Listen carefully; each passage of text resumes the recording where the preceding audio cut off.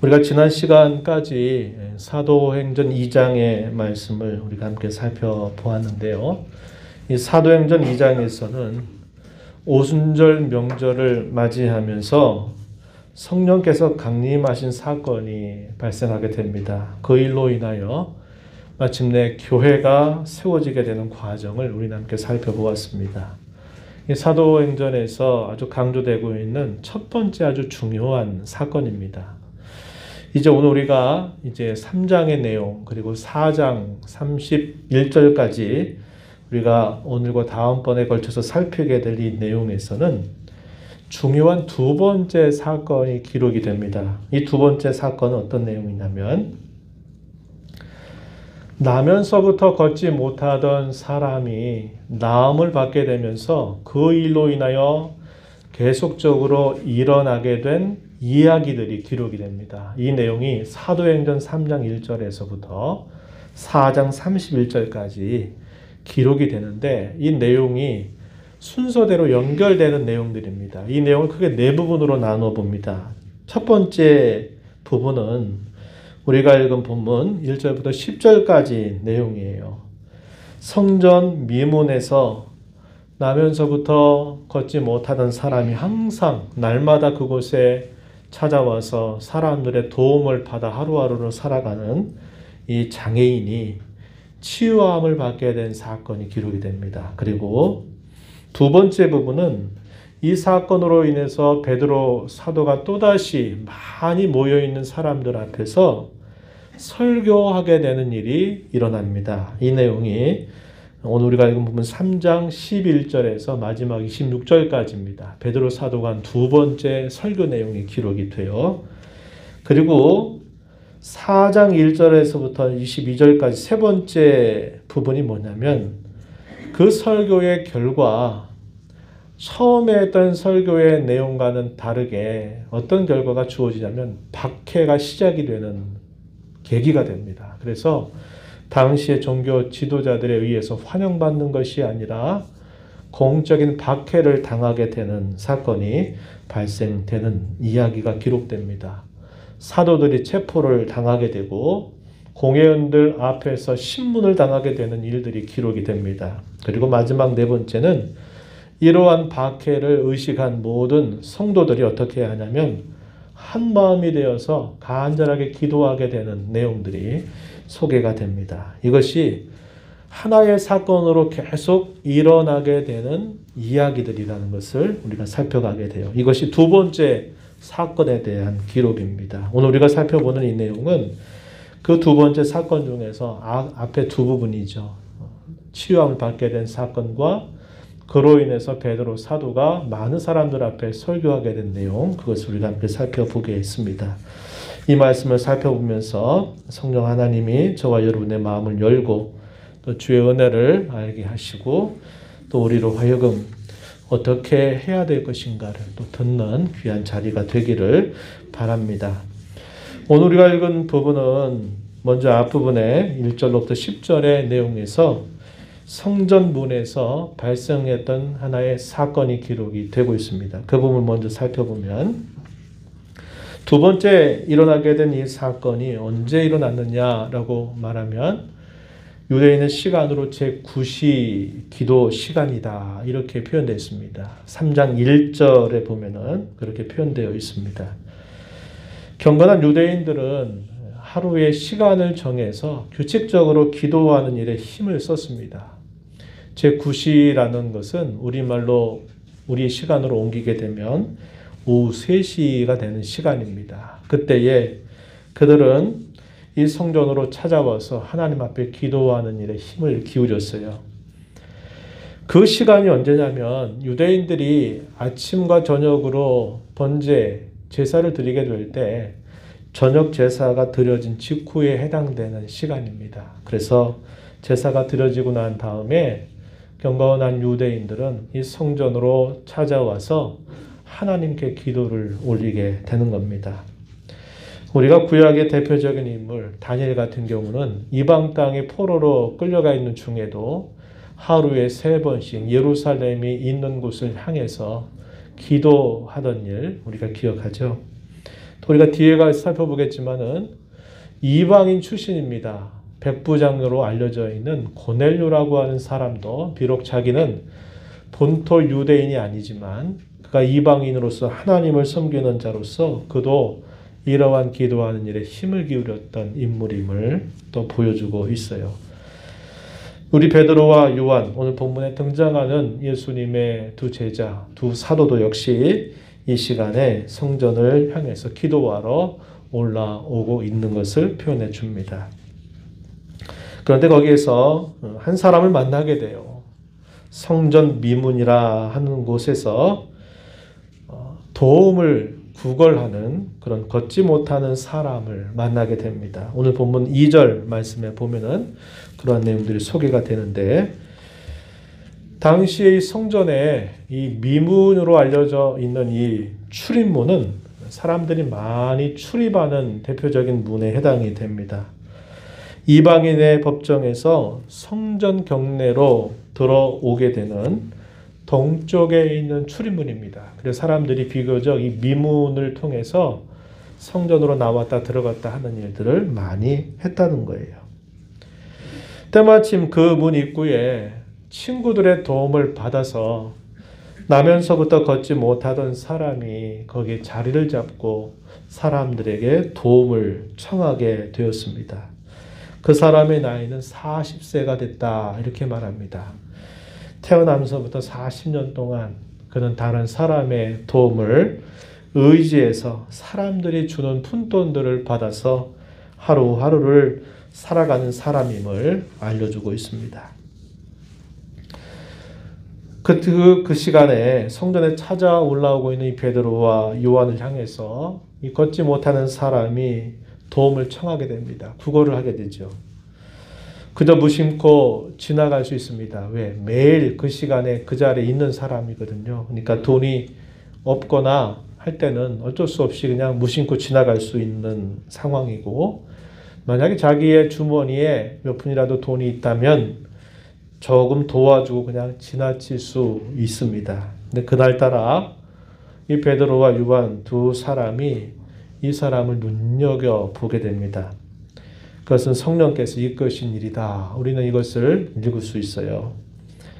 이 두 사람 가운데 베드로가 이 도움을 청하는 사람에게 두 가지 말을 건네면서 그냥 늘상 스쳐 지나가는 한 사람, 이 시간 되면 저 사람이 여기 있겠구나라고 생각하고서 무심코 지나가는 그런 스쳐 지나가는 만남이 아니라 매우 특별한 만남이 이루어지게 됩니다. 그 만남은 인격적인 만남으로 변화되는 만남이 된 거예요.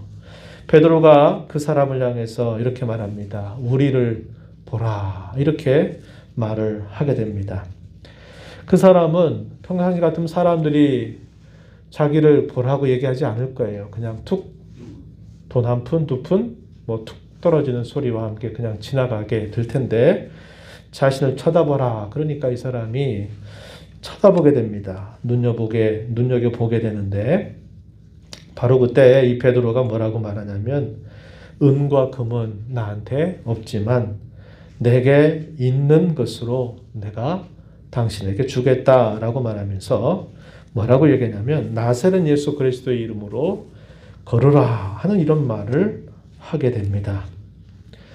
평범한 말일 수 없어요. 그렇죠? 걸어라 하는 말은 평범한 말이 되지 못합니다. 그냥 걸었으면 좋겠습니다. 이런 것도 아니라 명령조거든요. 걸어라 이렇게 이야기를 한 겁니다.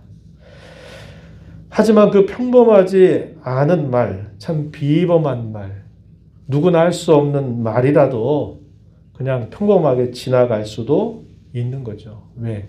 그렇게 해도 여태까지 그런 일이 없었고 나는 평생토록 죽을 때까지 이렇게 장애를 가지고 살다가 난 언젠가 죽을 것이다 라고 생각하는 사람에게 있어서는 그런 평범하지 않은 말이라도 그게 평범하게 끝나기 쉬운 그런 말에 해당됐어요.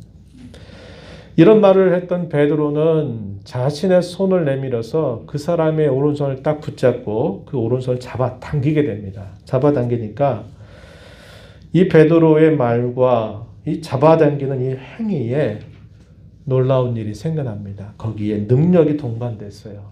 그래서 평범하지 않은 일이 생겨나게 된 겁니다. 평범하지 않은 말을 건넸는데 평범하지 않은 그냥 지나가는 이야기처럼 그냥 스쳐 지나간 게 아니라 거기에는 평범하지 않은 놀라운 일이 일어나게 됐다는 거예요. 발과 발목에 힘을 얻게 되었고 뛰어서서 걷게 된 것입니다. 이 사람은 태어날 때부터 자신은 장애를 안고 있었다라고 할 때 유대인들의 시각은 하나님이 너를 친 거다. 너 분명히 내 조상이나 내 부모가 너를 잘못한 것이고 죄가 있기 때문에 하나님께로부터 징벌받아서 저주받아서 너는 그런 인생으로 태어난 거다. 사람들은 그렇게 생각했습니다. 아마도 이 사람도 그렇게 생각했을 거예요. 나는 태어날 때부터 하나님께 저주받았다고 생각할 수밖에 없었던 자신이라고 생각했을 거예요.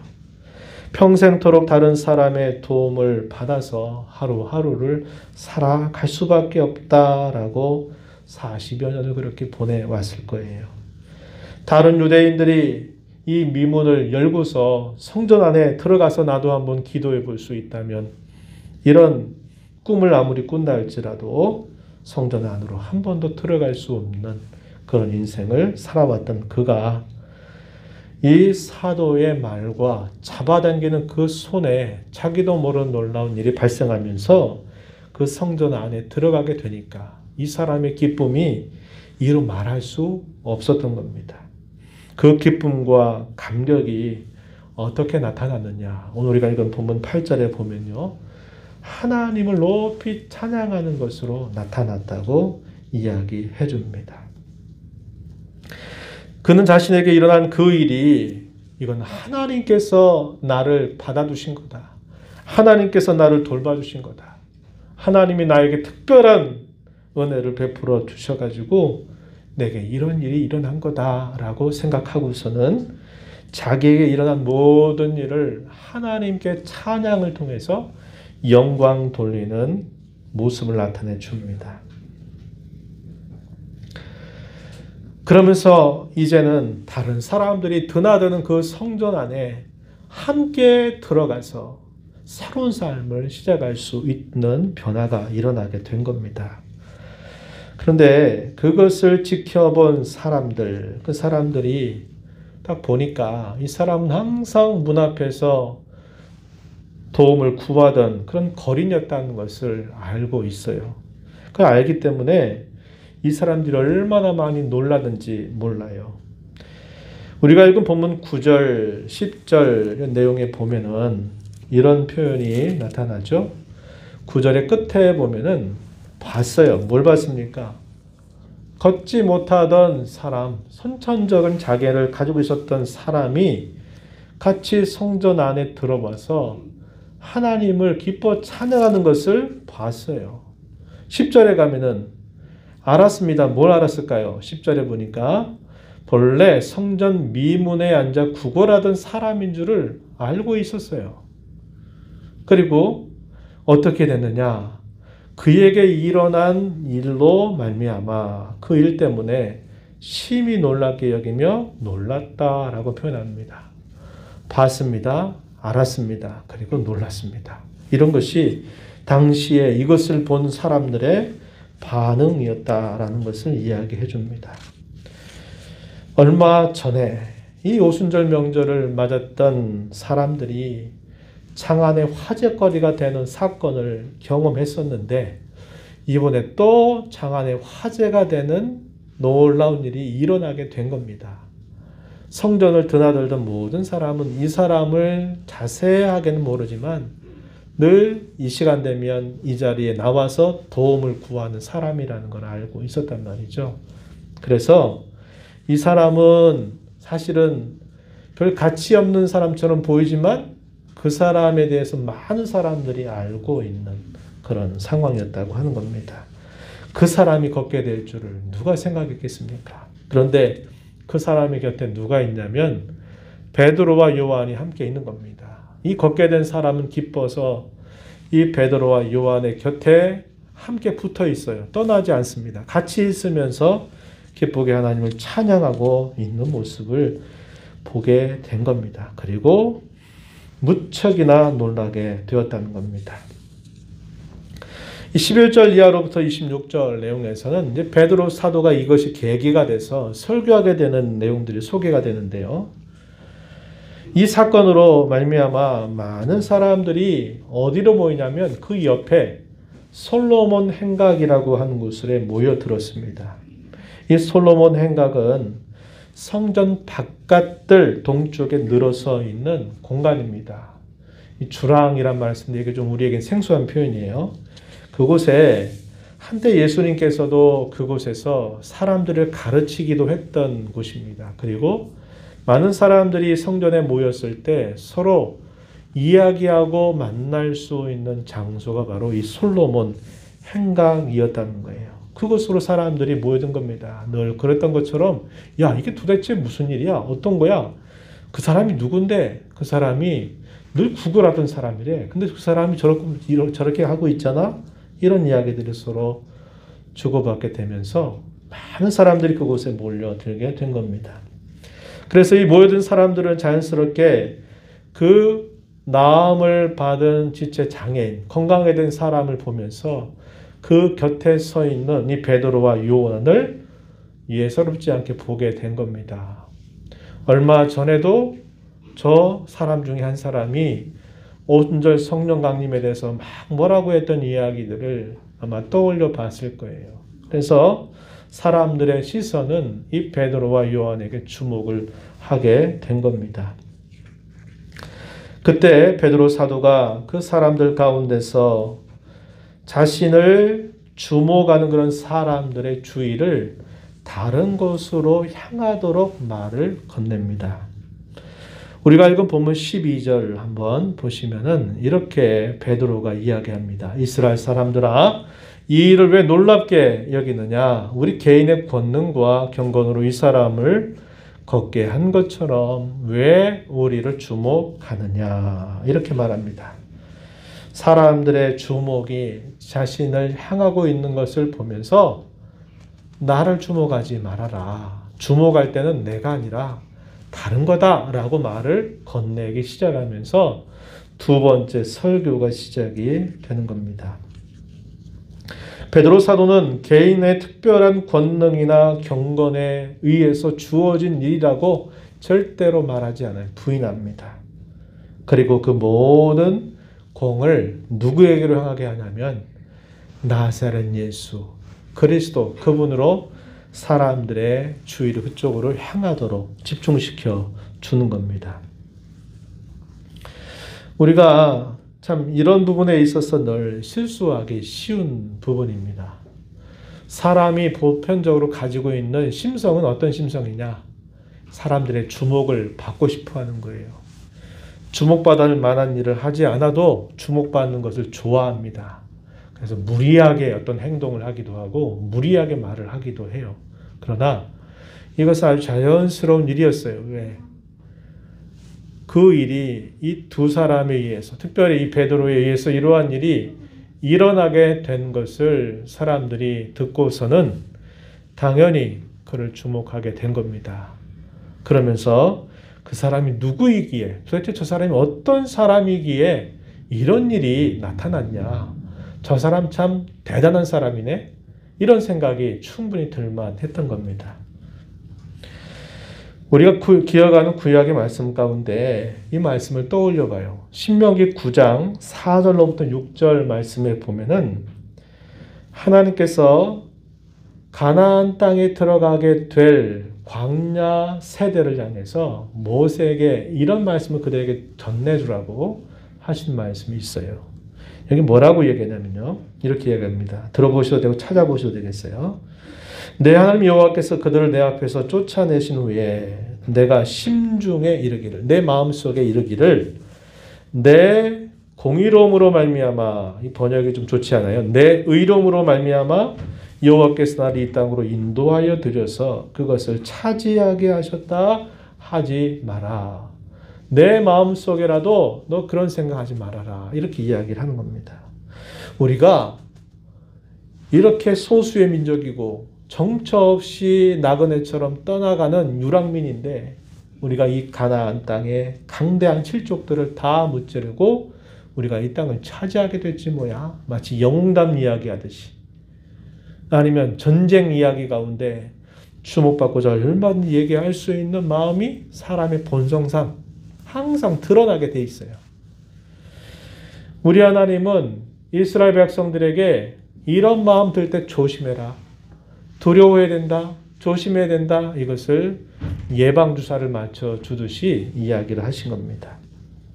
그러면서 계속 이어지는 말씀이 이렇게 말씀하세요. 신명기 9장 4절 계속 이하에 읽어보니까 이 민족들이 악함으로 말미암아 여호와께서 그들을 네 앞에서 쫓아내심이라. 네가 가서 그 땅을 차지함은 내 의로 말미암음도 아니며 내 마음이 정직함으로 말미암음도 아니요.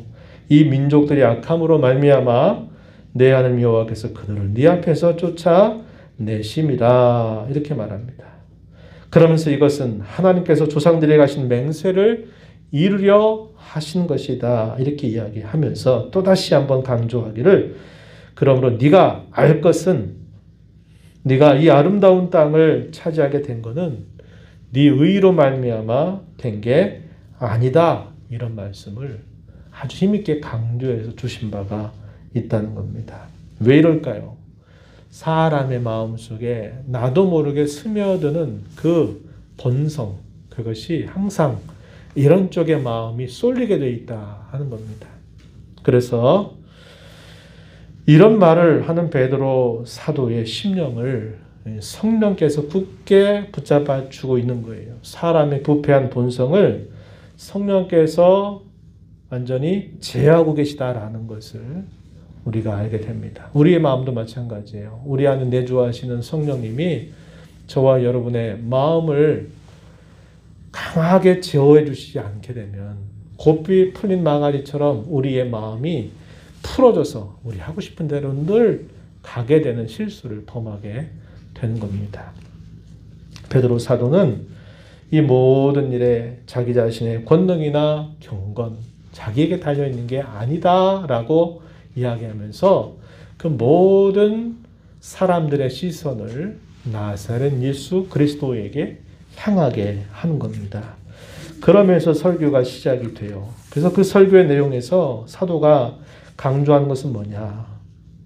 나사렛 예수, 그분이 죽음으로 끝난 것이 아니라 아니면 거짓 소문처럼 퍼져 있는 것처럼 제자들 몇몇이 그분의 시신을 훔쳐가서 살아났다고 말하는 거짓 부렁이 아니라 그분이 다시 살아나셔서 그분을 믿는 그 믿음이 이 사람을 낫게 해서 온전케 한 것이다 라는 사실을 분명하게 이야기해 주게 됩니다. 그러면서 그 나사렛 예수를 믿어야만 된다라는 사실을 강조합니다. 그리고 믿게 될 때 어떤 복이 약속되어 있느냐 하는 부분들을 사도가 힘주어 강조하면서 미루지 말고 속히 회개하고 그분을 믿으라 하는 이야기를 이제 설교하게 되는 겁니다. 그 내용이 이제 여기 13절 이하부터 마지막 절까지 쭉 소개가 되고 있다는 거예요. 이 내용을 몇 가지로 잠깐 정리해보면 이렇게 말할 수 있어요. 먼저 이 사도는 뭐라고 얘기하느냐? 언약의 하나님이 그의 종 예수를 영화롭게 하셨다라고 이야기합니다. 이 참 놀라운 이야기입니다. 하나님, 그들이 그토록 경외하고 섬기는 그 하나님께서 아브라함이 약속하시고 야곱에게 또 약속하신 그 언약의 하나님이 그 예수, 나사렛 예수, 그를 영화롭게 하셨다라고 이렇게 이야기를 해줍니다. 그 가운데서 우리가 한 곳을 좀 살펴보면요. 이렇게 말합니다. 15절 가서 보면은 이렇게 말해요. 생명의 주를 죽였도다. 그러나 하나님이 죽은 자 가운데서 그를 살리셨으니 우리가 이 일의 증인이다. 16절. 그 이름을 믿음으로 그 이름이 너희가 보고 아는 이 사람, 치유함을 받은 사람이죠. 이 사람을 성하게 했다. 온전하게 하였다. 예수로 말미암아 난 믿음이 너희 모든 사람 앞에서 이같이 완전히 낫게 하였다라고 이야기합니다. 자, 이 믿음도 뭐라고 사도가 이야기하냐면 이 믿음도 누구로부터 난다고요? 자기 스스로 자기 마음속에서 스스로 그 믿음이 일어나는 게 아니라 그 믿음이 어떻게 나온다고요? 예수로 말미암아 난다 이렇게 얘기했어요. 그 믿음도 그 사람의 것이 아니라 그 믿음도 그 예수께서 주시는 선물이다라는 사실을 이야기하고 그가 주시는 그 믿음을 통해서 이 사람이 온전하게 나음을 입은 것이다. 이렇게 이야기합니다. 이 말은 생명의 주를 죽였다 그랬는데 이 생명의 주라는 15절에 등장한 이 말은 선구자를 뜻하는 말입니다. 선구자, 생명의 주 혹은 생명을 주시는 분, 수여자, 한자말로 말하면 주시는 분, 생명의 주라는 말은 생명을 주시는 분 혹은 생명의 선구자라는 말을 사용했어요. 그 종 예수를 너희가 죽였다. 그분은 너희에게 생명을 주시는 분이다. 너희의 생명의 선구자가 되신다라는 사실을 이야기합니다. 그래서 그분이 죽음을 당했지만 하나님께서 그를 다시 살리셨다. 부활에 대해서 얘기하죠.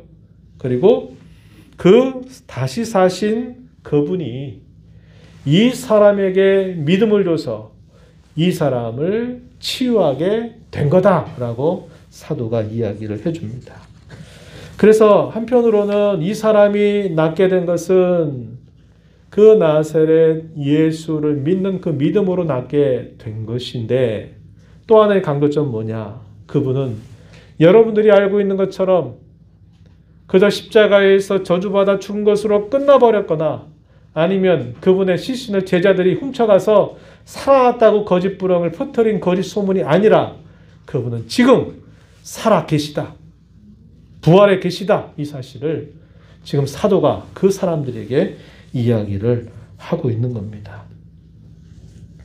그런데 이 사실을 또 그들에게 어떻게 이야기하냐면 이것은 내가 지금 하는 이야기가 아니라 여러분들이 그토록 믿고 또 고백하고 있는 구약의 많은 선지자들의 예언에 따라서 이것은 이미 이루어진 사실이다. 이것을 이야기해 줍니다. 18절 한번 가서 보시면은 이렇게 말합니다. 그러나 하나님이 모든 선지자의 입을 통하여 자기의 그리스도께서 이 그리스도 메시아 기름 부은 자를 말한 표현입니다.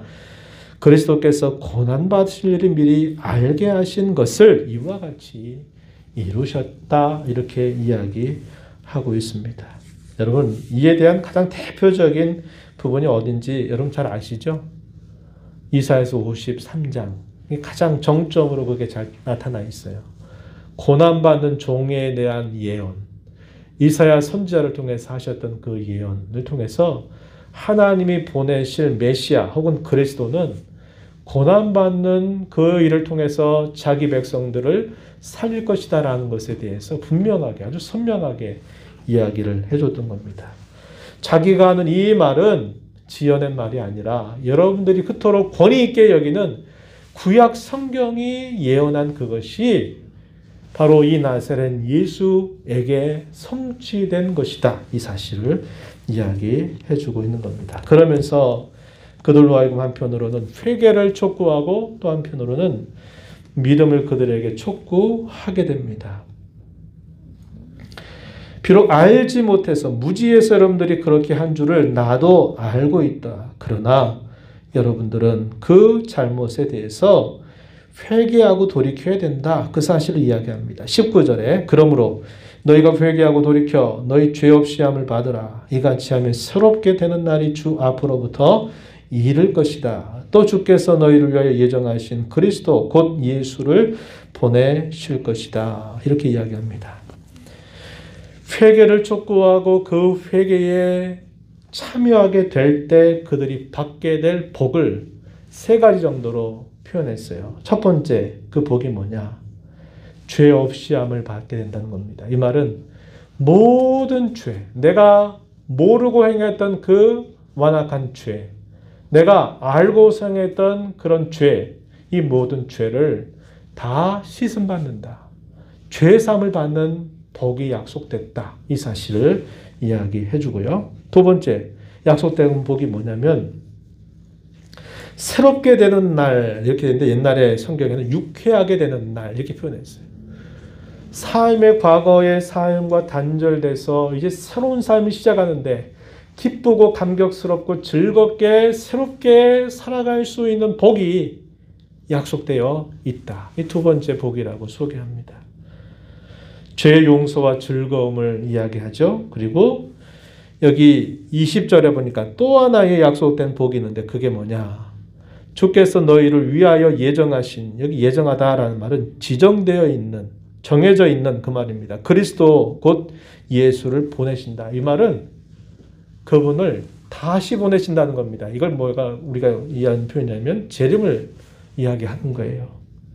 그분이 처음 오셨을 때는 구약의 예언 따라서 고난받아 이렇게 죽으셨다가 다시 살아나셨지만 그분이 다시 오시게 될 때는 그분은 완성자로 오신다는 거예요. 그분은 모든 만물을 회복시키실 분으로 다시 오신다는 겁니다. 그분을 맡게 된다는 거예요. 그래서 그 회복과 완성에 동참하게 되는 복이 약속되어 있다. 이 사실을 이야기해 주고 있어요. 21절 말씀해 보세요. 하나님이 영원전부터 거룩한 선지자들의 입을 통하여 말씀하신 바. 이것도 역시 구약 성경에 그 근거를 두고 있다는 걸 이야기하면서 만물을 회복하실 때까지는 하늘이 마땅히 그를 받아두리라. 만물을 회복하실 때 언제입니까? 재림이죠. 다시 오실 때까지 하늘이 그를 받아두리라. 이 말은 그가 승천하신 주님으로 하나님의 우편 보좌에 계신다. 이걸 이렇게 표현하고 있는 말입니다. 그분이 다시 오시게 된다는 거예요. 그래서 어떻게 하신다? 만유, 모든 만물들을 회복하신다는 겁니다. 완성하신다라고 이야기해주고 있습니다. 세 번째 복은 재림과 완성에 대한 복을 사도가 이야기를 해주면서 그들에게 믿을 것을 권고하게 됩니다. 이것은 그토록 존중하게 여기는 모세의 예언, 그걸 소개하죠. 나와 같은 선지자 한 사람 일으킬 것이다 라고 하는 그 한 선지자가 바로 이분을 두고 한 말이다 이렇게 이야기하죠. 모든 선지자들이 예언대로 오신 메시아 그리스도다라는 사실을 또 이야기합니다. 그러하기에 먼저 된 이 유대인들로서는 마땅히 이렇게 약속하신 메시아, 보내실 그 메시아가 이 땅에 오신 것을 여러분들은 먼저 믿어야 된다. 여러분들이 그토록 기대하고 바라는 그 메시아 그리스도께서 바로 이분이시다라는 사실을 그렇게 이야기를 해주고 있다는 것입니다. 이게 베드로 사도의 설교의 결론이에요. 그러니까 처음에는 어디로부터 시작이 됐어요? 한 사람이 취함을 받은 사건으로 깜짝 놀라가지고 이게 도대체 어떻게 된 일이냐 모이기 시작했는데 그 모임의 중심에 보니까 베드로와 요한이 있어요. 근데 사람들이 저 사람이 도대체 어떤 능력을 가지고 있기에 이런 일이 일어났지? 사도를 주목하게 되죠. 사도는 설교를 통해서 그 취함을 받은 사람을 주목하게 만드는 것도 아니고 자기 자신을 향해 주목하고 자기를 칭송받게 하려고 하는 것도 아니고 어디로 그 모든 공을 다 돌리냐면 나사렛 예수 그리스도 그분께서 이 일을 하신 것이다. 회개하고 알지 못하고 죄를 범했지만 이제 깨닫고 그 죄를 회개하면 우리의 모든 죄가 다 용서함을 받을 뿐만 아니라 하늘의 신령한 그런 기쁨과 즐거움이 우리에게 찾아오게 될 것이고 그분이 다시 오시게 될 것을 우리가 보면서 모든 것이 회복되고 새롭게 되고 완성될 그때를 우리는 보게 될 것이다. 이 일들은 여러분들에게 우리 조상들에게 약속되었던 성경의 예언이고 성취된 것이니 우리가 이 일을 믿고 돌아서야 된다. 이 사실을 이야기해서 오직 그리스도에게 그 초점을 완전히 바꿔버리는 일을 하는 것을 우리가 살펴보게 됩니다. 우리 이 말씀을 통해서 몇 가지를 생각하면서 마무리를 지으려고 합니다. 저와 여러분에게 베풀어 주신 귀한 은혜가 뭡니까? 그것은 우리에게 참된 회개를 하도록 믿음을 일으켜 주셨던 은혜입니다. 내가 믿고자 해서 믿어진 게 아니에요.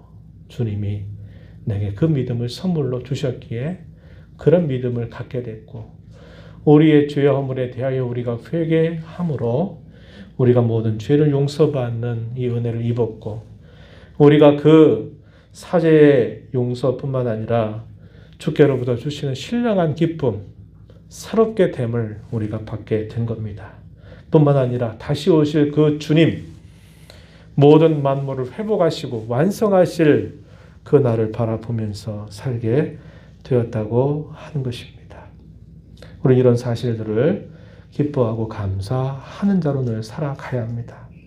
그리고 여전히 오늘을 살아가는 저와 여러분에게 우리가 삶 속에서 크고 작게 범하는 사소하는 범죄, 하나님이 하지 말라는 것을 내가 행해서 범한 죄, 하나님이 하라고 하신 것을 내가 게으름을 혹은 태만함을 앞세워서 그렇게 하지 못한 것, 이게 다 죄가 되죠. 이런 죄에 대한 참된 회개를 우리가 쉬지 말아야 한다는 것을 다시 한번 배우게 됩니다. 그럴 때 우리에게 어떤 기쁨이 있어요?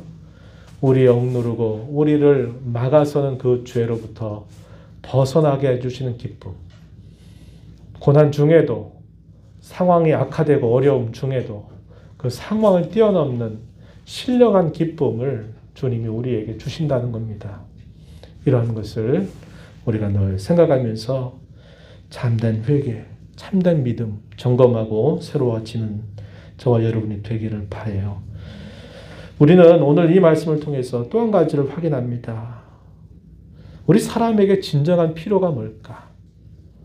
우리가 정말 관심을 갖고 우리가 정말 기대될 게 뭘까? 그것을 배우게 돼요.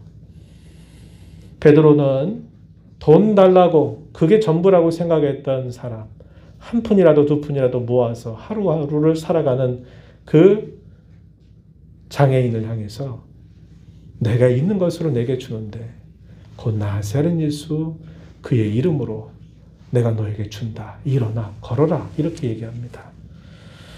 사도의 충만함 뭡니까? 그리스도만으로 충분하다. 그리스도를 모시면 모든 것이 부족함이 없다라고 하는 이 확고한 그들의 신앙과 자세가 있었어요. 그리스도만으로 충분한 줄 알아야 하겠습니다. 그리고 우리가 베드로 사도가 그랬던 것처럼 우리의 본성, 늘 주목받고 칭찬받고 뭔가 사람들에게 높임받는 그런 본성을 제어하고 오직 저와 여러분의 삶을 통해서는 그리스도만을 존귀하게 하는 자로 살아가도록 힘써야겠다 하는 것입니다. 이러한 말씀들을 우리 마음에 새기면서 또 우리 남은 삶을 주 앞에 힘써 살아가게 되기를 진심으로 축복합니다. 하나님 아버지, 오늘도 주님 앞으로 저희들을 불러주셔서 말씀을 통해서 하나님께서 저희들에게 베풀어 주신 그거 귀한 은혜, 사랑이 무엇인가를 다시 한번 깨우쳐 주심을 감사합니다. 우리에게 믿음을 선물로 주시고 참된 회개를 하게 하시고 그로 말미암아 우리의 모든 죄가 용서함을 받고 하늘의 신령한 기쁨을 누릴 수 있는 자가 되게 하시고 모든 마음으로 회복하시게 될 주의 재림을 소망 중 바라보는 귀한 자로 저희들을 삼아주신 것을 늘 감사하고 우리의 매일매일의 삶 속에서 상황을 뛰어넘는 참된 기쁨, 신령한 기쁨을 빼앗기지 않도록 하기 위하여 늘 하나님 앞에 죄를 멀리하고 참된 회개의 삶을 힘써 살아가는 저희들이 되게 하시기를 원합니다. 그리스도만으로 충분하다라는 사실들을 잊지 않고 어찌하든 저희들의 삶을 통해서 나는 쇠해야 되겠지만 오직 그리스도만이 존귀함을 얻어야 할 것이라고 고백했던 세례자 요한처럼 그리스도를 존귀하게 하는 삶을 살아가는 저희들 되게 해 주옵소서. 예수님 이름으로 기도하옵나이다. 아멘.